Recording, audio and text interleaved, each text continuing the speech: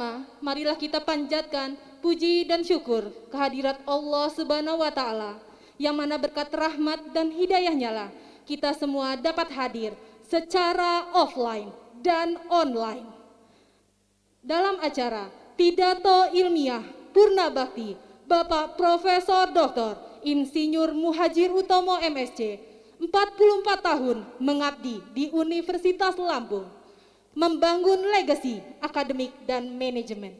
Bismillahirrahmanirrahim. Alhamdulillah hamdan syakirin, hamdan naimin, hamdan yuwafi ni'amahu wa yukafi mazidah. Ya Rabbana lakal hamdu kama yanbaghi li jalalika wal karim wa 'azimi sultanik. Rabbana, bahwa ini adalah salah satu tradisi yang dibangun oleh Fakultas Pertanian, bahwa setiap profesor yang sudah menjalani masa pensiun itu diberikan kesempatan seluas-luasnya untuk dapat menyampaikan dan menginspirasi serta mewarisi nilai-nilai akademik di Fakultas Pertanian Universitas Lampung. Yang pertama yang akan dilakukan oleh Bapak Profesor Dr. Muhajir Utomo, dan apresiasi yang sangat tinggi yang dapat kita berikan kepada beliau yang berkenan untuk menyampaikan selama 44 tahun berkiprah dalam dunia akademik untuk berbagi kepada kita generasi-generasi penerusnya. Demikian, terima kasih, mohon maaf atas segala kekurangan. Saya akhiri dengan Assalamualaikum warahmatullahi wabarakatuh. Acara selanjutnya, Pidato Ilmiah Purna Bakti Bapak Profesor Dr. Insinyur Muhajir Utomo MSc, 44 tahun mengabdi di Universitas Lampung, membangun legasi akademik dan manajemen. Kepada yang terhormat Bapak Profesor Dr. Insinyur Muhajir Utomo MSc, dipersilahkan. Yang saya hormati Bapak Dekan Profesor Dr. Insinyur Irwan Syukri Banua MSI, yang saya hormati para anggota Senat Fakultas Pertanian Unila, rekan-rekan saya di luar gedung ini yang ikut online di kampus Unila, juga ada di beberapa kampus yang lain Pak, ada yang mau ikut katanya ya. Mungkin juga mahasiswa saya dan mantan-mantan mahasiswa saya di luar sana, saya tidak tahu ya. Hari ini merupakan kebahagiaan buat saya pribadi ya, diundang oleh Bapak Dekan untuk menyampaikan semacam pidato purna bakti ya. Saya agak bingung ya, tidak ada referensi pidato purna bakti itu ya. Ya, tetapi ini kesempatan saya untuk menyampaikan pengalaman-pengalaman saya selama 44 tahun di Unila ini kepada adik-adik yang lebih muda, saudara-saudara sekalian yang masih energik gitu ya, ya, yang mungkin nanti akan memimpin Unila juga ya, ya, di samping sebagai dosen ya. Tolong langsung judulnya di 44 tahun ya, tidak terasa ya. Mungkin ada yang bertanya, kok 44 tahun ya, padahal masuk ke Unila itu kan biasanya kalau dosen itu kan minimal S2 kalau sekarang ya, kok dulu tidak ya. Saya menghitungnya 44 tahun itu sejak saya menjadi PNS di Unila, karena waktu itu saya diterima jadi PNS sebagai asisten dosen ya, sarjana muda ya, sarjana muda ya. Bapak Ibu sekalian, saya sudah menyampaikan seminar ya, semacam exit seminar ya di jurusan ya, di jurusan ini yang lebih ilmiah gitu ya. Dan ini juga pakai Zoom ya, dan juga hadir teman saya dari UB waktu itu ya. Kemudian saya juga sudah menyampaikan materi di pasca lingkungan S3 yang berkaitan dengan climate change ya, climate change. Dan hari ini saya akan share tentang pengalaman-pengalaman saya ya selama 44 tahun ya, yang berkaitan dengan akademik dan manajemen. Kembali ke tadi judulnya ya, saya ulangi ke judulnya ya, membangun legacy akademik ya, semacam warisan lah itu ya. Apa sih yang sudah saya berikan ya dari aspek dari bidang saya ya, ya. Kemudian bukan hanya akademik tetapi juga manajemen. Ya, karena nanti dari biodata saya akan sampaikan beberapa pengalaman yang mungkin nanti bisa saya share pada bapak-bapak dan ibu yang muda ini untuk bisa dijadikan semacam referensi.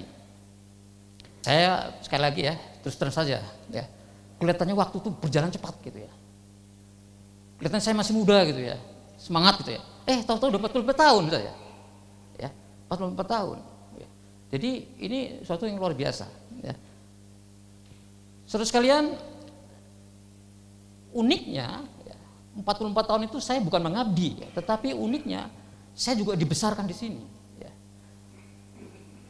Jadi bagi saudara-saudara yang lahir di sini, yang dibesarkan di sini ada sesuatu kebanggaan tersendiri, ya.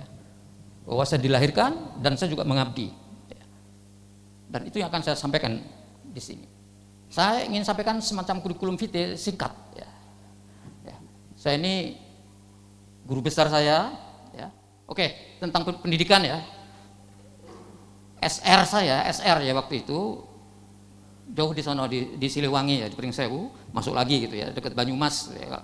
Kalau saudara-saudara yang pernah ke Banyumas ya, disitulah SR saya. Waktu itu masih SR ya, belum SD gitu ya. SMP di Pringsewu, SMA di Tanjung Karang sini.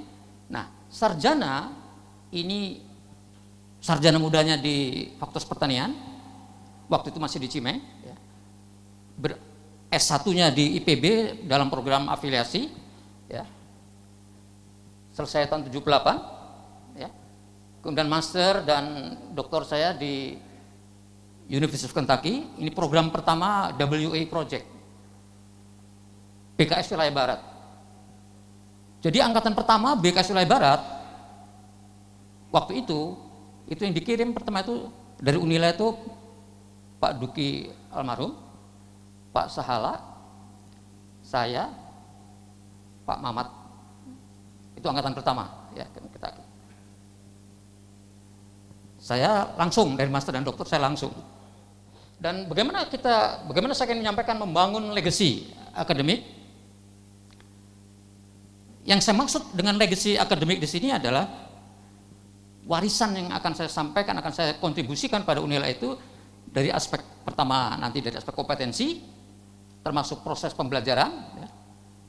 Kemudian tentang riset, ya, tentang riset apa saja nanti yang bisa diberikan kepada alma mater tercinta ini dan seterusnya. Saudara sekalian, seperti yang saya sudah singgung sedikit tadi bahwa saya mengambil sarjana muda, ya, itu di Fakultas Pertanian yang waktu itu masih di Cimeng Teluk Betung. Mungkin ada yang tidak tahu di mana itu Cimeng Teluk Betung, nggak tahu ya Pak. Oh ya, gedungnya tidak semegah ini, ya. Gedungnya bekas sekolah Cina, ya. Dan dosennya tidak sehebat-hebat seperti sekarang, doktor, profesor apalagi, tapi cukup sarjana, ya. Yang notabene mereka juga pejabat-pejabat daerah. Setahun, bukan per semester 4 mata kuliah, 3 mata kuliah, setahun paling 2 mata kuliah ya. Itu luar biasa. Tapi kok jadi Muhajir Utomo gitu ya. Ya. Kemudian saya juga beruntung ya, waktu itu ada program afiliasi. Jadi yang nilainya bagus-bagus diangkat menjadi PNS, kemudian disekolahkan ke Bogor dengan catatan terus kembali jadi dosen. Pertanyaannya adalah mengapa perekrutannya seperti itu? Karena waktu itu tidak banyak yang mau menjadi dosen. Ya, kalau sekarang berjubel mau menjadi dosen, karena ada serdos dan ada tunjangan guru besar, kan gitu. Dulu tidak. Saya termasuk yang senang mengajar, jadi saya ya ikut program afiliasi. Dan sekali lagi tadi saya sampaikan, saya beruntung, termasuk teman-teman yang lain beruntung, bisa ikut program BKS Wilayah Barat. Nah, saya ingin menyampaikan, menunjukkan kepada bapak-bapak dan ibu, ini adalah dosen-dosen senior kita. Ya, coba lihat, ini adalah almarhum Subli Mujib, ya, dari proteksi tanaman, ya. Ini adalah almarhumah Bu Wati Talib dari Hortikultura Agronomi ya. Ini adalah Pak Gultom, dia bukan dosen ya, tapi dia perkebunan ya. Ini Pak Hurib Santoso dari Sosek ya. Ini Pak Ali Ibrahim lagi nongkrong nih dari Sosek ya. Ini Pak Kabul sedang bergaya ini ya. Nah, ini siapa yang tahu ini? Badarudin almarhum dari penyakit ya, penyakit. Ini Pak Manik Gondrong. Ini Pak Muhajir Tomo. Ya. Keren ya. Ya. Ini pionir-pionir ini Bapak Ibu sekalian ya. Nah, setelah dari Bogor, saya berkesempatan juga angkatan pertama saya katakan tadi itu yang dikirim ke Kentucky ya. Sebelumnya kursus dulu bahasa Inggris di Bukit Besar, Palembang ya, di Unsri ya. Ya. Ini kampus UK ya. Ini apa? Pertanian ya, gedung pertanian ya. Dan di sanalah kami menimba ilmu itu ya. Kemudian gak lama. Ini adalah kebun percobaan spindle top ya. Jadi kami kalau mau riset itu ke spindle top, semacam kalau di sini nggak ada ya, mungkin Politeknik lah itu. Tanjungan ya, kira-kira 15 sampai 20 km ya, semuanya lengkap, bukan hanya lahannya, tetapi fasilitas pendukungnya ada semua. Termasuk transportasinya ke sana, tinggal dikasih kunci mobil, ambil mobil sedan, langsung ke sana. Jadi luar biasa. Bensin habis, tinggal ke pom bensin, langsung ngambil, nggak bayar, langsung aja Pak, luar biasa. Kapan bisa begitu Pak Dekan? Ya insya Allah ya Pak ya. Ya insya Allah.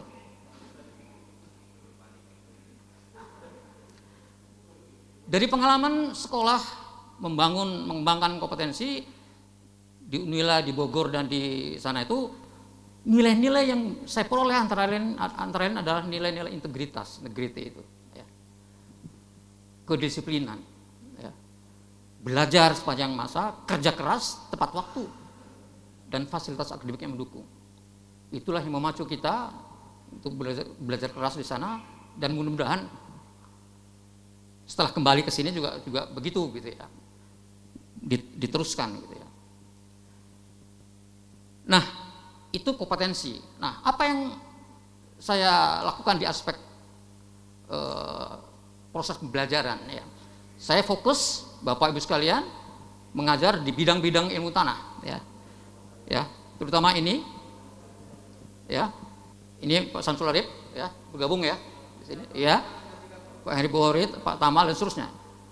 Karena kami menganggap penting sumber daya tanah itu no soil, no farm, no food, dan no life. Ya.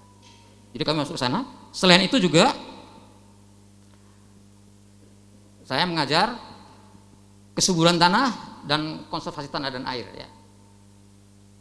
Tapi yang sejak dulu ya dasar-dasar ilmu tanah itu ya. Jadi inilah kompetensi yang diberikan kepada mahasiswa ya. Ya. Dan dari kompetensi ini insya Allah ya, karena kita senior ya, ya ada dampak positifnya juga lah ya untuk mengembangkan jurusan gitu ya. Ya. Kemudian selain itu ada tambahan yang mulai kita promosikan dari sini, itu adalah sistem pertanian berkelanjutan. Bapak-bapak, ibu sekalian, ya, SPB di Unila ini, terutama di Fakultas Pertanian ini adalah cikal bakalnya SPB di Indonesia. Ya. Kami menggagas ini tahun 95 Pak Dekan dengan almarhum Pak Topo, Pak Jamalam, ya. Dan waktu itu masih sebagai pilihan di jurusan tanah, tapi terus wajib dan terus digunakan atau diterapkan di hampir semua jurusan. Ya. Ya. Jadi dari sekarang seluruh Indonesia banyak menggunakan mata pelajaran ini, gitu ya.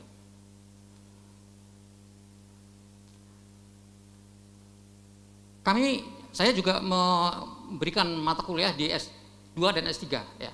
tentang SPB ini. Jadi mudah-mudahan adik-adik mahasiswa di sana ya, memahami betul tentang pembangunan berkelanjutan. Ya. Kalau di pertanian tentang pertanian berkelanjutan. Kalau tadi dari legacy akademik ya, di bidang pembelajaran dan seterusnya kuliah. Kemudian kita beralih ke research ya. Terus sekalian, saya merancang riset jangka panjang ini sejak saya masih kuliah di Amerika. Ya. Saya sering bermimpi apa yang akan saya lakukan nanti kalau pulang ke Indonesia.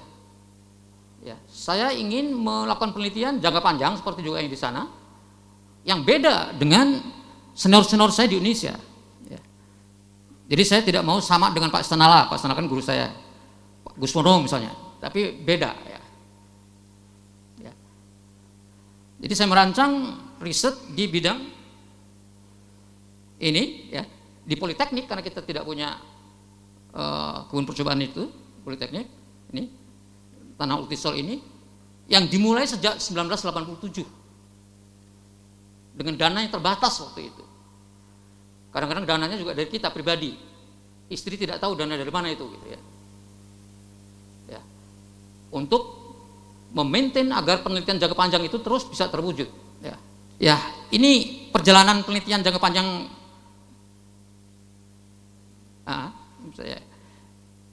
Kami, ya.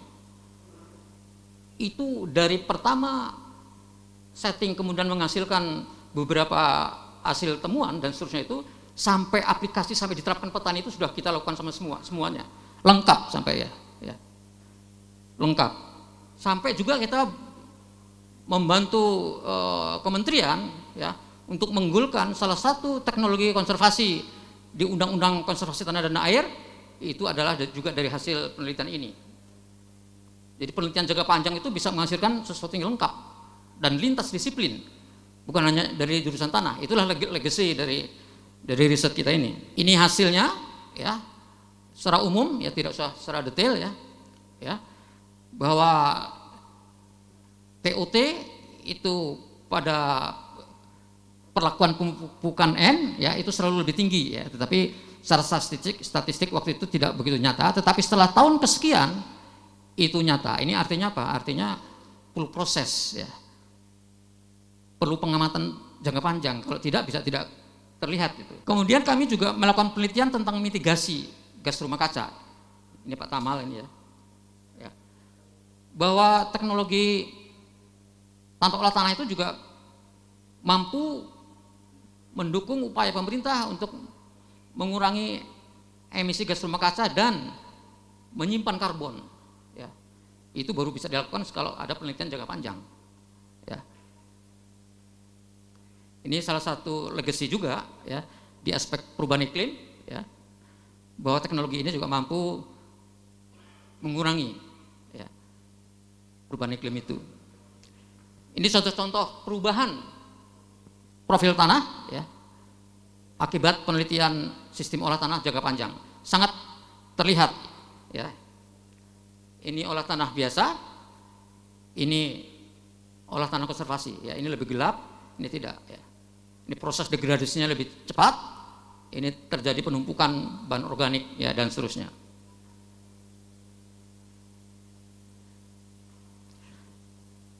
Ini pola emisi gas rumah kaca, tidak usah saya jelaskan secara detail.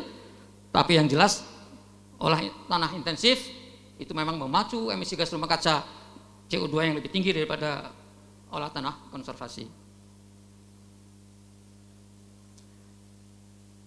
Ini carbon sequestration juga selalu lebih tinggi, tidak usah saya jelaskan secara detail. Ini adalah laju sekuestrasi karbon, bahwa no tillage itu lebih tinggi daripada conventional tillage ya. Yang mengherankan dengan adanya pemupukan, conventional tillage atau intensive tillage itu justru menghilangkan karbon yang cukup tinggi dibandingkan dengan yang lain. Kalau yang lain menambah, intensive tillage justru mengurangi. Inilah yang memacu degradasi lahan. di Indonesia.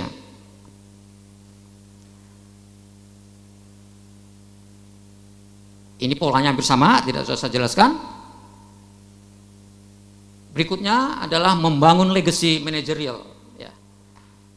Kalau tadi akademik, yang sekarang apa yang diberikan ya kepada Unila dari aspek manajemen, ya. Nah, ingin saya sampaikan Bapak Ibu sekalian bahwa memimpin itu tidak ujuk-ujuk.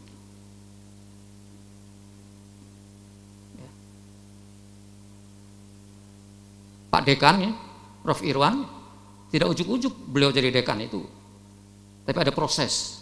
Ya. Ya. Saudara-saudara sekalian yang mungkin sekarang masih jurusan, mungkin itu salah satu proses untuk menuju ke tingkat yang lebih tinggi, kita tidak tahu. Itu poinnya. Ya. Tidak ujuk-ujuk, ada track record yang jelas. Dan modal sosial itu penting. Modal sosial itu penting, bahwa kita ikut sebagai anggota di organisasi profesi X, ikut anggota di katakanlah badan kemahasiswaan dan seterusnya, itu adalah investasi kita ya untuk proses berikutnya yang lebih baik, ya, supaya tidak ujuk-ujuk gitu ya. Kemudian pemimpin itu juga harus punya visi. Pemimpin harus punya visi. Kalau yang nggak punya visi itu susah untuk jadi pemimpin. Kalau hanya dosen biasa tidak ada visi, tidak bisa, jarang mengangan-angan ke depan. Gitu. Ya, pokoknya ngajar, ngoreksi, pulang terus itu nggak bisa jadi pemimpin. Ya. Nah kalau kampus tidak ada yang mau jadi pemimpin, kampus itu ya mengalir saja, tidak ada terobosan, tidak ada inovasi. Ya. Jadi perlu ada pemimpin. Nah, saya sebagai senior ya, itu diam-diam juga saya bisa melihat siapa calon-calon pemimpin kita sebenarnya gitu. Diam-diam saja gitu ya. Ada yang calon-calon pemimpin, saya tahu nih calon-calon pemimpin ke depan, saya tahu, tapi nggak saya tunjukkan di sini gitu ya. Bahwa pemimpin itu tidak ujuk-ujuk.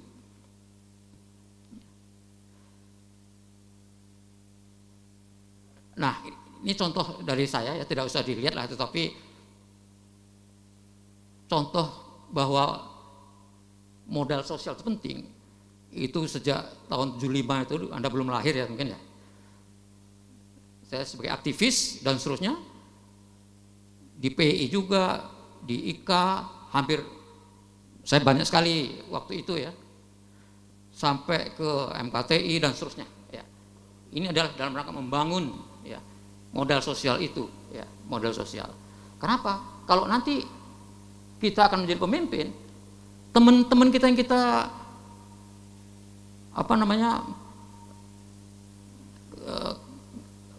rangkul ya waktu kita menjadi di salah satu badan dan seterusnya, itu mungkin nanti mendukung kita gitu ya. Itu modal sosial gitu ya. Pekerjaan jabatan yang runut tadi, tidak ujuk-ujuk, coba lihat ya. Saya pernah jadi pembantu dengan satu nih, baru lulus waktu itu, saking nggak ada orang jadi PD1. Jadi cuma setahun karena langsung sekolah nih kan. Pulang dari sekolah, kepala lab tanah waktu itu. Dan alhamdulillah waktu itu lab tanah jadi rujukan ya. Dibantu dengan Dr. Tom waktu itu. Ya. Kemudian balai penelitian, lembaga penelitian ini berapa tahun ini? 3 tahun, 10 tahun. 9-10 tahun lah di balai penelitian. Saya mewarnai penelitian kita di Unila itu ya, terutama di lahan kering misalnya kan. Ya. Kemudian pernah dekan Fakultas Teknik, saya belum pernah jadi dekan pertanian nih Pak Irwan. Teknik ya. Cuma 2 tahun, ya ini masa-masa susah, banyak demonstrasi zaman dulu ya. Terus direktur Politeknik cuma setahun ini ya. Ya. Tapi ini penting supaya saya menuju ke rektor. Nah, itu sih, sekalian. Ya. Ya. Ada pengalaman organisasi bahwa kalau saya jadi rektor tidak ujuk-ujuk nantinya gitu. Ya, tidak ujuk-ujuk. Setelah jadi rektor pun masih saya ada di waktu rektor saya di Dewan Nasional Kapal Taruh, kemudian tim pakar menteri dan seterusnya. Jadi ada residu juga masih. Kemudian pengalaman saya menjadi rektor ini, saudara sekalian yang masih muda-muda ya, bisa juga dijadikan referensi nanti ya, bahwa untuk menjadi pejabat di kampus, dekan, rektor, mungkin juga jurusan, itu ada juga itu politik pemilihan rektor itu. Ada semacam politik. Ya. Walaupun politiknya beda dengan pemilihan gubernur gitu ya. Ya, politik kampus ya. Tapi politik di dalam pemilihan di kampus itu harus punya nilai-nilai gitu ya. Ya. Harus punya nilai-nilai. Ya. Jadi bagi menggalang massa ya, strategi ya. Ya, kalau tidak kita kecolongan terus. Ya, kita bisa kecolongan kalau kita tidak pandai-pandai berpolitik di dalam pemilihan dekan ya atau rektor dan seterusnya. Cuma sekali lagi politik pemilihan pejabat di kampus itu harus betul-betul menjunjung tinggi nilai-nilai kampus. Ya. Dan calon pemimpin itu harus punya visi ya. Ya. Harus punya jati diri ya. Spesifik dia, kelihatan dia punya komitmen ya, punya semangat ya, ya. Dan jelas ya visi kedepannya.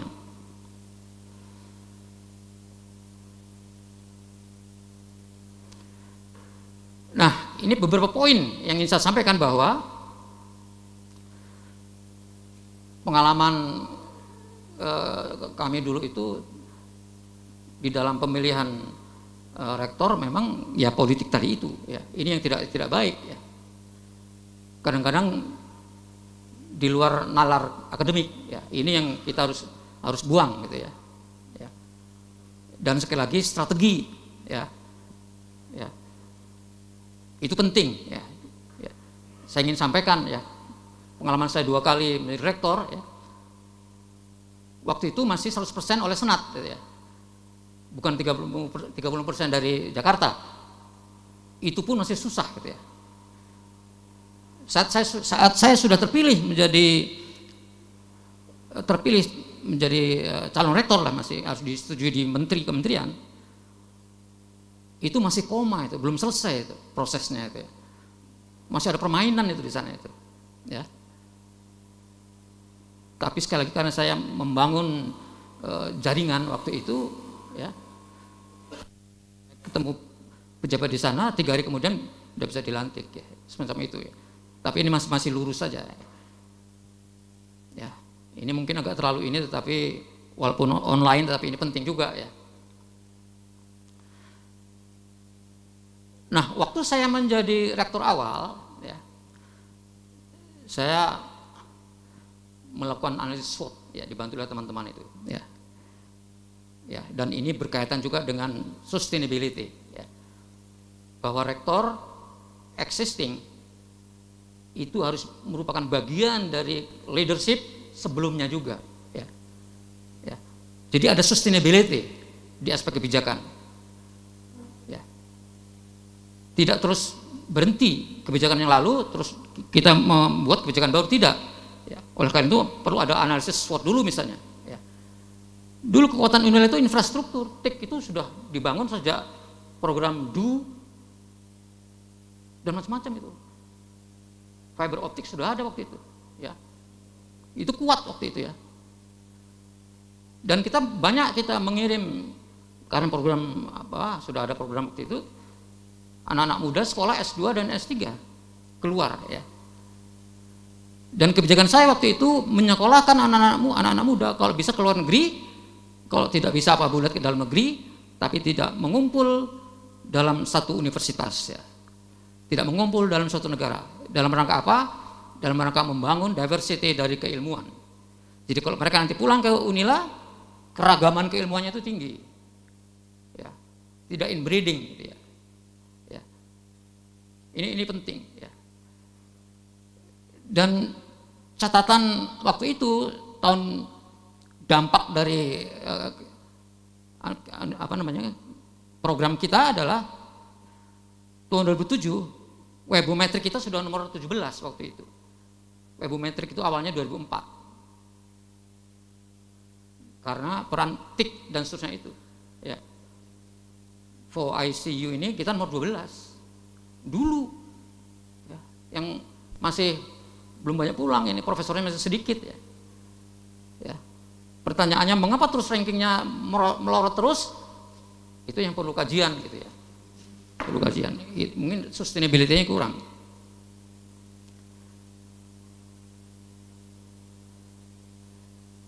Jadi sustainability itu penting ya. Termasuk kampus hijau itu adalah sustainability dari Pak Senala itu. Ya. Diteruskan itu. Tidak boleh itu menebang pohon sembarangan tuh di Unila ini, ya. Tidak boleh. Ya, saya nggak tahu sekarang ini. Ya. Tidak boleh. Ya. Harus izin rektor, tidak boleh karena kita kampus hijau. Trademark kita itu kampus hijau, gitu ya. Ya. Ya. Itulah sebabnya di Grand Metric kita waktu itu Pak Jamalam ikut terlibat di dalam pengurusan Grand Metric. Kita ada ranking 7 itu di Indonesia. Geometri kita.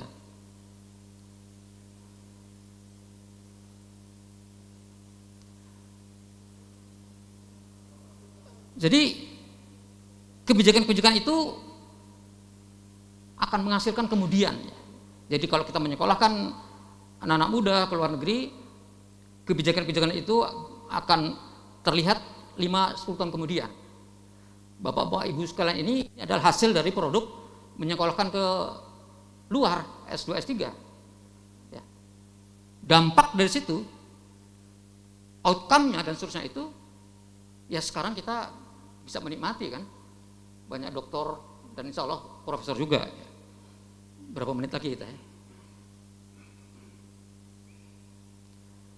Nah dari yang saya sampaikan tadi ya, Unila waktu itu zaman saya ya, ini visi pertamanya kita adalah menjadi universitas yang otonom dan berkualitas, unggul di bidang pendidikan dan riset yang terakreditasi tinggi di dalam negeri dan di luar negeri dengan pola pengembangan keilmuan wilayah lahan kering. Jadi pengembangan wilayah kering itu kaitannya dengan kepakaran saya. Ya. Tapi ini banyak ditentang karena dianggap itu terlalu pertanian gitu ya. Padahal dalam arti luas di sini ya. Sehingga kemudian setelah kita pulang dari studi banding ke Amerika, visi itu berubah ya, kita buat ya, zaman saya itu kita buat bahwa kita pada tahun 2025 menjadi 10 terbesar ya, menjadi perguruan tinggi 10 terbesar di Indonesia. Ya. Waktu itu perankingan dikti belum ada, masih ada webometrik ya. Ya. Tapi dari webometrik yang tadi dan for ICU tadi kita bisa meramalkan dengan catatan asumsi ada sustainability program ya, kita bisalah mencapai top 10 ya pada tahun 2025 gitu ya. Dan karena sekarang perankingan dikti sudah ada ya, kita yang official saja merujuknya gitu. Kemudian tata nilai ini yang saya ingin sampaikan pada Bapak-bapak dan Ibu sekalian ya. Kampus itu adalah pusat keunggulan intelektual. Saya sampaikan waktu itu kepada Pak Gubernur ya. 95% doktor-doktor di Lampung ini ngumpul di Gedung Meneng. Yang notabene di Unila. Itu adalah kumpulan intelektual yang perlu diberdayakan. Ya. Itu luar biasa, pusat keunggulan ya.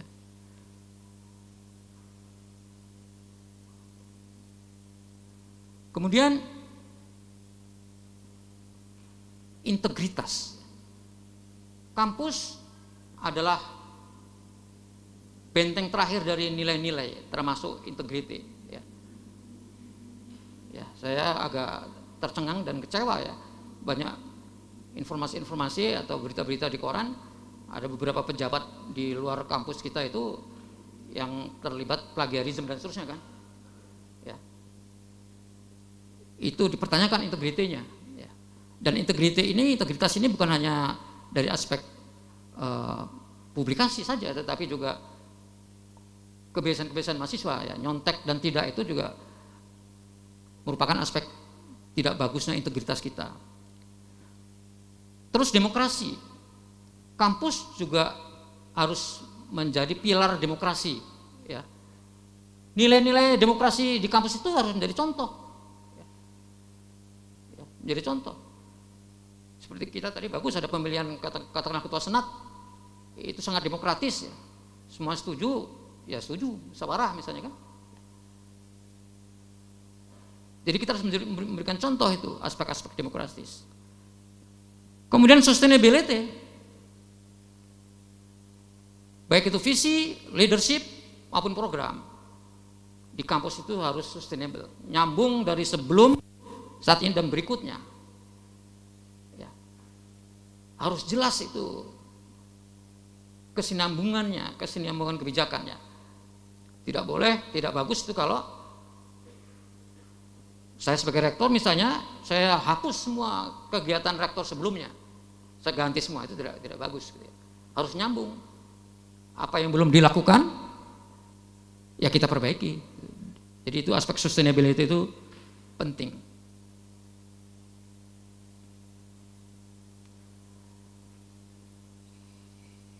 Ini waktu saya masih muda dulu ya. Rektor tahun berapa ini saya tidak tahu. Ya.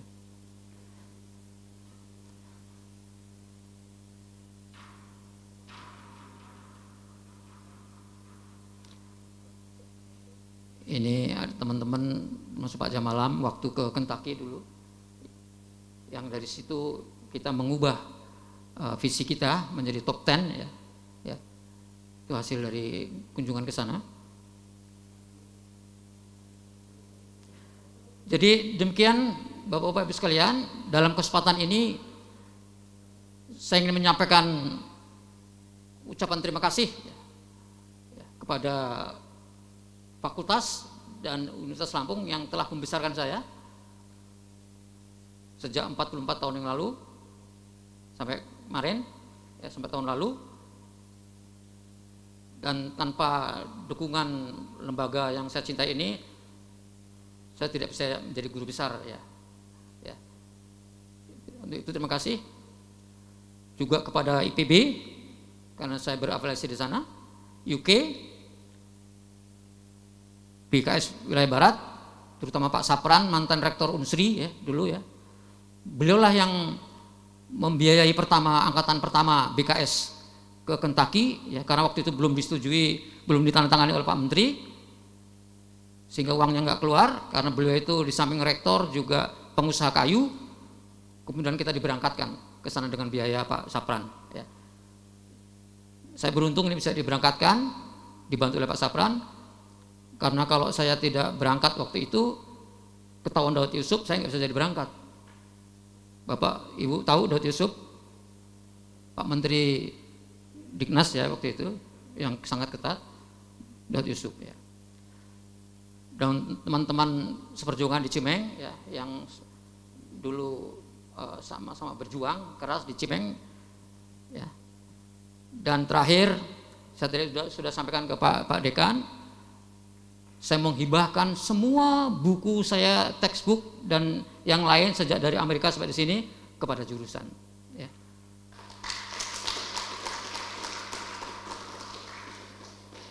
Untuk referensi mahasiswa dan dosen, ya. Termasuk lemari-lemarinya Bu, ya. Bawa, belum diangkut ya. Ya. Karena saya simpan di rumah juga percuma, anak saya nggak ada yang di pertanian gitu ya, nggak ada yang mau.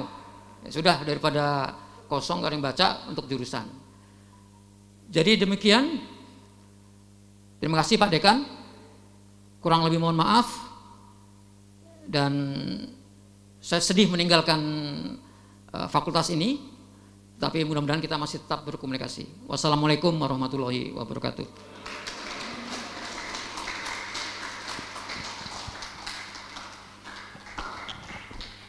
Kalau tadi yang saya sampaikan baru secuil tadi ya. Tapi perjalanan hidup saya dari saya di kampung sana, SR dan seterusnya, sampai pensiun, ditulis di buku ini oleh Pak Suharno dan Maharani dengan judul Menembus Salju, Menggapai Cita. Ini ada gambar saya naik sepeda di sana ya, salju, sekolah di sana pas bersalju, ya hanya untuk menggapai cita-cita aja lah gitu ya. Semua dari sini dan saya serahkan kepada dekan. Ya.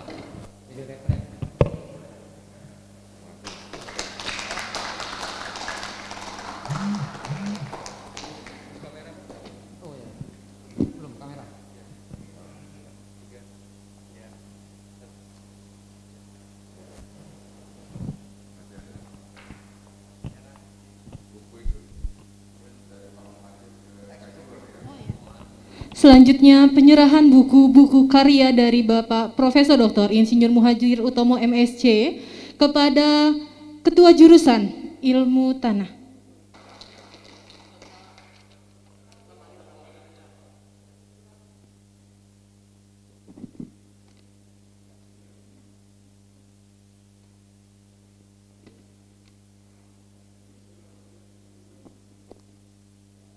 Baiklah Bapak Ibu, sampailah kita di penutup acara.